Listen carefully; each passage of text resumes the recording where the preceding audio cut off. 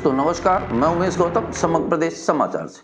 आइए बात करते हैं सदन की राजनीति और राजनीति के नेताओं और नेताओं के साथ प्रशासनिक अमले की मिली भगत के षड्यंत्र को। अब आप समझिए कि षड्यंत्र कितना भारी तरीके से करते हैं यहाँ के राजनेता, विगत कई वर्षों से राजनीति में रहते हुए, और प्रशासनिक अधिकारियों की मिली भगत से स्वयं को सर्वोच्च समझने के लिए किस तरह से सरकारी जमीन का पट्टा बांट देते हैं। जो सरकारी जमीन रेलवे की है, और कितना बड़ा दुर्भाग्य देश का या सतना का कि जब विकास की बात आती है तो राजस्व अमले और राजनैतिक समीकरण के मिलते जुलते ऐसे काम सामने आते हैं जो आश्चर्यजनक होते हैं, जिसकी सतना की जनता ने कल्पना नहीं किया था।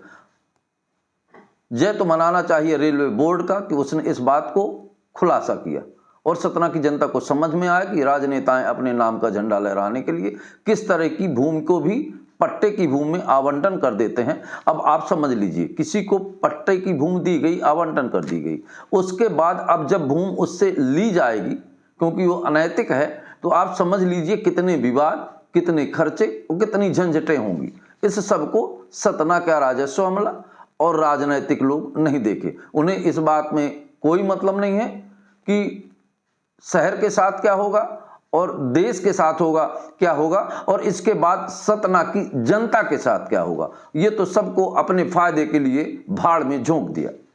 अगर ये कहानी रेलवे की नहीं बनती तो निश्चित तौर पर इसका खुलासा होना अभी और लंबा समय लग जाता। खुलासा तो होता पर एक समय लग जाता। हम बात करते हैं सतना से सिविल लाइन चौराहे से लेकर धवारी चौराहे तक रेलवे जमीन के बॉर्डर से लगी हुई जमीन लाडली पथ के नाम से जानी जाती थी, और ये जमीन बहुत पहले से ही भी लाडली पथ के नाम से दर्ज थी और इसमें खंती और पथ छोटे छोटे रोड बने हुए थे। पर धीरे धीरे रोड के किनारे लोगों ने कब्जा शुरू कर दिया।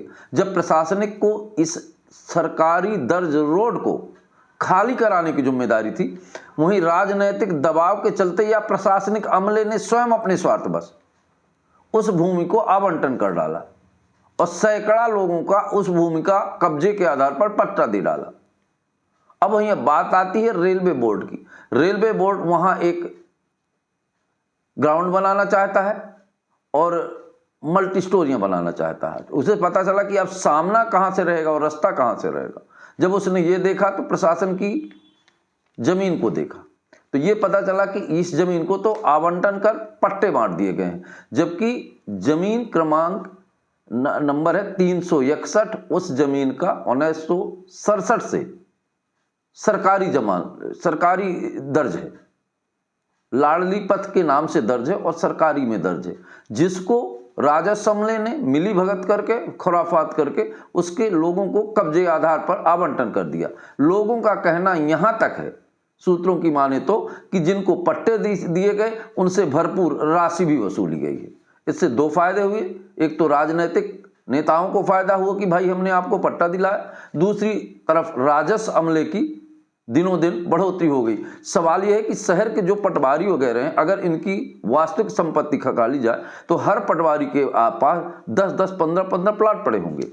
पर प्रशासन इस अमले, हालांकि वर्तमान सरकार डॉक्टर मोहन यादव ने पटवारियों पर नकेल कसने का प्रयास किया है, पर राजनीतिक फायदे के लोग और राजनीतिक चटुकार लोग और राजस्व अमले की बदमाशी के चक्कर में आज भी परिस्थितियां ढाक के 3 पात जैसी बनी हुई।